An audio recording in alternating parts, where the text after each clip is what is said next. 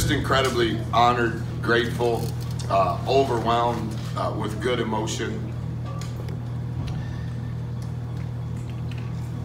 Hard to articulate it, not smart enough to articulate it in the right way, but incredibly thankful for the opportunity for my family and I to be a part of Aggie Land and all that comes with it. And excited, very excited. No questions. Second row here in the middle. Hey Buzz, welcome back. Gabe Bach with Texags Radio. Where's Lucci? You always right behind me. I can't see. Yes, sir. Lucci, what's up? What's up, bud? They told me you have just turned into a star around here. I was like, no, we must be talking about a different guy. You're talking about somebody different. You're talking about Owen. And then I saw Logan, and Logan was like, I work for Texas Ags, and I was like, that's Lucci, isn't it? I felt bad for him. I completely understand. Thanks for taking care of it. Well, welcome back, Buzz. It's clear that this place meant a lot to you in just a short period of time that you were here, and you had a lot of success here. What really drew you back, and why do you feel that Texas A&M is a destination kind of job? I think the things that Mr. Woodward visited with me about, I think we were had great symmetry from the very beginning. I think you could feel the synergy on the phone. I think the things that have transpired here since I've been gone. Last night was the first time I had been back in College Station since the day that I left to become the head coach at New Orleans. And even when we landed last night and they're driving us here, like, I didn't recognize any of this. None of the softball field, the track that's opening this weekend, I didn't know, hadn't seen any of it. And all of this has happened so fast, it wasn't like I was on the internet looking up pictures. But I think the vision that Scott has for the department, I think the decisions that he and his staff have made, I think Stephanie is a star. I've been with Justin nonstop since they came and picked us up. So anytime there's alignment from the top down, I think that's always a great starting point, and possibly the only chance you have that when you have that alignment. And so I don't think that I did much when I was here as an assistant. I think that was completely coach and the players. But I think looking back, the one thing that I see now is all of the lessons that I was able to learn because I had a front row seat. It was 0-16 when they hired coach, 8-8 in year one. That was the largest Power 5 conference only turnaround. Coach was coach of the year, went to the NIT for the first time in a long time. The next year, 10-6 in the league, went to the NCAA tournament. I mean, the only reason that I had an opportunity to be a head coach at such a young age was what had transpired in those 2 years. And it was, you could feel the momentum nationally with what was happening. That was completely coach. I was too young to understand what was going on, but I was really thankful. So I think looking back 13 years ago as an assistant and seeing what had transpired, those lessons have helped me ever since. Second row middle, Zach. Coach Zach Taylor, 1620 WTAW. As a new coach coming in, how important is it to win over the fan base right away? I think everybody's important. I think that's one thing that's hard to quantify is the energy required in building something, particularly when you have the foundation that's here. I think the fans are really important, but I think the students are really important that are also fans. I think seeing all of those students, that's why I was late. I don't ever want to say no to a student that loves the Aggies. But I think the longtime season ticket holders, I think everybody has a role. And I think in order for us to get it back going where we want, I don't think that it's necessarily been bad. I think maybe one of the things that it's in need of is energy. One of the things that it's in need of is passion. And so obviously that can come from the fans, but I think it has to come from everybody. And I hope that I'm at the front of that line. Here on the left, did you have a question? Owen, I'm sorry. In the back. Mike? Coach Mike Lucas, KXTV. Have you gotten a chance to look at the roster coming back for the Aggies next year? And if so, what do you think of the talent returning to College Station? Yeah, this may not be the right answer, but this is the truth. I don't want to ever have preconceived ideas on the roster. I don't want to have preconceived ideas on the talent on the roster. So met with them last night. I think it was probably not the meeting that they were anticipating, but I thought that it went fine. They trained this morning. I watched them, and then haven't seen them again until obviously right now. And then we're going to train again in the morning. What I want to do is build a relationship with them, built on trust, built on love, and built on work. And so I like parts of what I see. I know that there's a lot of work in front of where we're at, not only with our current roster, but what our future rosters need to be. But I don't want to have any preconceived ideas. I've watched a little bit of clips on Synergy. My staff, or my future staff, has watched way more than I have, but that's just kind of my way of not allowing something in my brain or heart that may or may not be true. I don't want to base it on something that happened when I wasn't here. Second row here on the left, Gabe. And then to the back, John. Hey, Buzz, what can you tell us about where you are in filling out your staff? And with that, how important is it to find guys that have ties to this state, but also the ability to go get players around the country and even Canada? Yeah, you know, my trajectory in my career is atypical in every sense of the word. There's no way that you could have ever predicted that I would have had the opportunities that I've had, including this one. I was hoping to be maybe a really good JV coach, maybe someday be a varsity coach, have a chance to be an assistant junior college coach or assistant Division III coach. I've never, Gabe, been caught up in what the business card said. I haven't given out a business card since I've been a head coach. I give out quote cards instead of business cards. What I've learned while being a head coach is the guys that have been the most helpful in building a program are the ones that have an atypical career. The ones that maybe are a little smarter than they act, maybe that have an invisible chip on their shoulder to prove that they're good enough, that have a unique approach to how to teach, and that have a loyalty that you don't have to say, you can see. And what's happened over the course of my career since I left here is my staff has grown from within. It's been guys that were the managers. It's been guys that were the GAs. It's been kids that were players. And like I just asked Logan a while ago when I saw him, he's married to Katie? Yeah, and I was like, I know, I remember you too. And they're like, we have a 2-year-old and a 1-year-old. And I was like, Logan, how old are you? He's like, I'm 35. I'm like, wow. But my staff is comprised of a lot of Logans that are now 35. And that's crazy to me, right? Because when I worked for Coach, I was 31. And I was like, wow. In the Big 12, Texas A&M, look at this. So I have some ideas. We've made some progress in the last 36 hours in regards to that. It is not full. It won't be full for a long time. I'm very slow, Gabe, on any personnel related decisions. I'm slow in who we sign.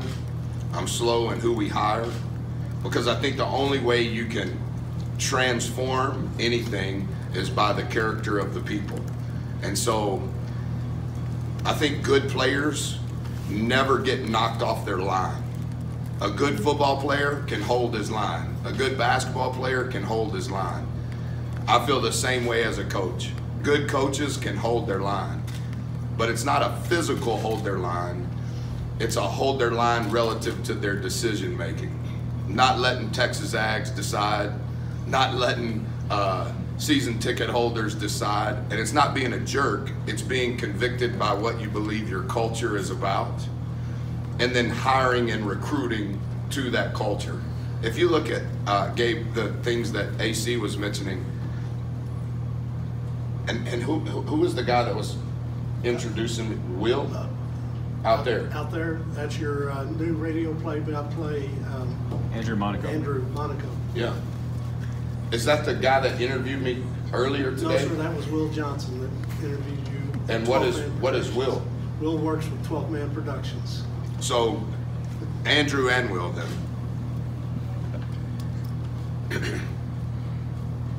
Those guys that have been developed from within are always the best ones. And that's because they understand the culture, that's because the message that they speak, it's the only language that they know. And so, I think we'll hit the ground running. I think we have probably some momentum that's already started that we want to capitalize on. Recruiting the state of Texas, being that I'm from here, is really important to me. The high school kids, the junior college kids, all of the summer programs, all the summer teams, all of that stuff's really important, but it's never more important than the best fit for our culture regardless of where they're from. Coach, we go to the middle, back behind the lights, John Wilson. John Wilson with KBTX TV. Have you talked to Coach Gillespie since you were named the head coach at Texas A&M? And for fans that saw the program during that time, will there be any similarities to what they see from then to what they will see under you? Yeah, thanks for asking. Yeah, Coach was the last call that I made before I got on the plane to come here. So, Coach means the world to me. And if you look back at my career, it's easy to say if Coach would not have hired me, I wouldn't have had the chances that I've had. So my loyalty will always be to Coach. And we flew out of a small FBO in Virginia. It was maybe 40 minutes from where we live.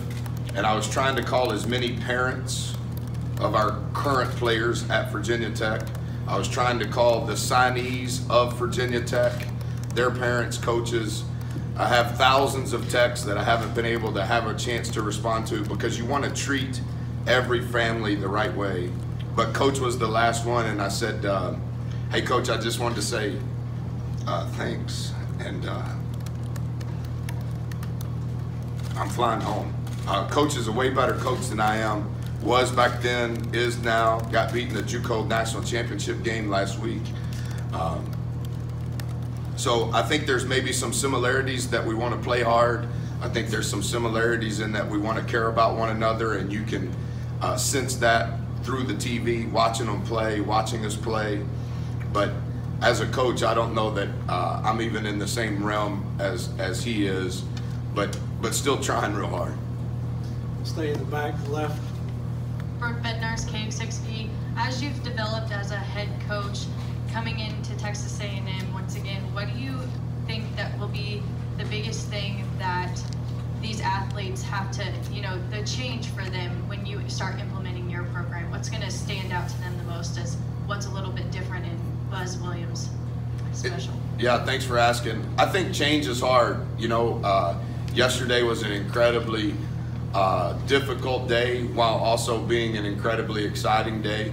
To say goodbye to the staff, to say goodbye to the Virginia Tech administration, to say goodbye to those kids and their families, and then literally 8 hours later say hello to all here within our program. It's hard for me, honestly, to say what will be the biggest change because I don't want to come across arrogant or egotistical, and I have great respect for Coach Kennedy and his staff. Obviously, I know in a very intimate way some of his staff because they were with us at certain periods of time prior to coming here. But I do think it will be a distinct change. And I think it'll be, you know, when you can read a lot of books at Barnes and Noble, and they say the best way to change something from good to great is incrementally. And I understand that logically, and maybe it should happen in a linear fashion, but I think the only way you can change things that will have sustainability is whatever it is, and just literally turn it upside down. And I think that's probably what those kids, our kids, will struggle with the most is the change of what our culture is going to be about. And that doesn't mean that our culture is better than what they've had. I'm not comparing it in that way, but I do think that there will be a process, and the change in and of itself will be difficult. Second row on the right, Zach. Thank you, Coach. Buzz, you're coming from one of what many people consider to be the most premier basketball conference in the country. Where does the SEC stack up, and how do you see it? How have you seen it move forward? You know, it's a typical coach, right? Every coach says they coach in the best league, and so guys like you are like, well, so which one is the best? The 5 years that we were a part of the ACC, the margin was so thin, and we had such a long way to go. I mean, they had finished in last place in consecutive years prior to our arrival, and we finished in last place in year number 1. From the outside looking in, Scott may have better wisdom on this than I do, but I think maybe some of the mandates that Greg Sankey has had, that Mike Tranghese has had, that Dan has had from SEC administratively, some of the changes that they've made in scheduling. I also think some of the decisions that the administrations at each of the institutions have made. The league has changed a lot over the last 3 to 5 years. You look at the coaches in this league, you look at the talent in this league. I mean, there's still a team playing from this league, and you look at where that program was in 2014 when Coach Pearl was hired. I think it's the commitment from the SEC to basketball. Obviously, it's been the best league in football for maybe my whole life, and I think that they've made decisions from a commitment standpoint that it's heading that direction for sure from a basketball lens. And for a couple more to the right, Rob. Rob Havens with Aggieland Illustrated. Buzz, Texas A&M is a special place. Absolutely. And I just had someone walk up to me after just your brief, conversation out there, and they looked at me and they said, "He gets it." Yeah, thanks. Tell me, what do you get about Texas A&M? Maybe this comes across the wrong way, but as you were talking, the one thing that I would say is I'm one of them. I wasn't smart enough to be admitted into Texas A&M, but I think Aggies, Aggieland, the traditions, I think all of that is super, super cool. And I think that's part of the fabric of what this institution is and has always been about. I think there's an instant connection. Like yesterday, obviously, was the first time I met Justin. And as soon as I shook his hand, I saw his ring. And then as we're flying from Virginia, it was the first time I'd met Stephanie, and she's explaining to me the hand posture for who, and that it has something to do with Classification. And I was like, oh, I didn't know. What am I supposed to do tomorrow since I didn't go to school here? So I think that I understand how important work is to them. I think I understand how important telling the truth is. I think I understand how being humble is a part of who you should be and what you should represent. So I don't mean any of that in an arrogant way. It just so happens that I happen to be the head coach, but I could easily be somebody in the stands. And so maybe they see themselves in me and vice versa. That's how I would answer that. Thanks for asking. Back in the middle, behind the lights, Mike. Coach Mike Lucas, KXTV. Out there, Andrew said that you believe this is a program that can win a national championship. Why do you That's easy for Andrew to say. So I'm asking you, Coach, why do you think? I didn't hear that. He said that before I was out there. He did, yeah. Coach, why do you think it's a program that could eventually win a national championship? Well, obviously, I think all of the foundation is in place. The facilities, I haven't been to every place in the country, but I would say that these facilities are as good as anywhere in the country. And I know just from the relationship that I've built with Scott that he's incredibly competitive and he realizes the things that are important relative to the experience of the athletes and for the staff that represents those student athletes. I think that this league speaks for itself, not just from the basketball category that we were speaking of earlier, but all of athletics. I think this state is heavily populated with really, really good players that have been coached at a very high level at a young age. So I think all of the ingredients maybe to a recipe to advance in the NCAA tournament and have a chance to play the first weekend in April, I think that's there. I think we have a million miles to go, and we need to get started as soon as all of these questions are over, and we've made some progress today before this.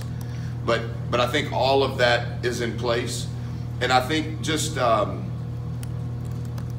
if you want to play, then let's keep score, and if we're going to keep score, let's play against the best, and if we're going to play against the best, can we figure out an approach and a plan to be prepared to beat the best? Coach, thank you for your time. Thank